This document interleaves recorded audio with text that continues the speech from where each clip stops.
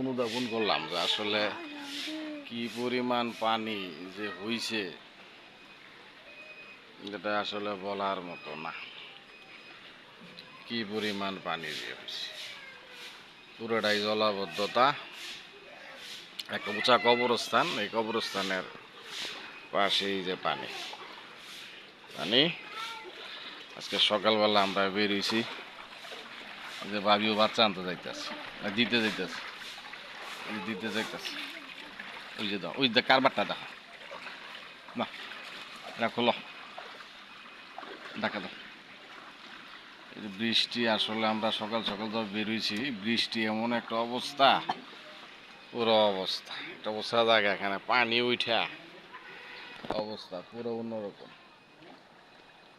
এই যে মানুষের কি অবস্থা, হ্যাঁ, এই পরিমাণ মানুষ এখন এই পানির ভিতর দিয়ে মানুষ যাতায়াত করতেছে। হুম,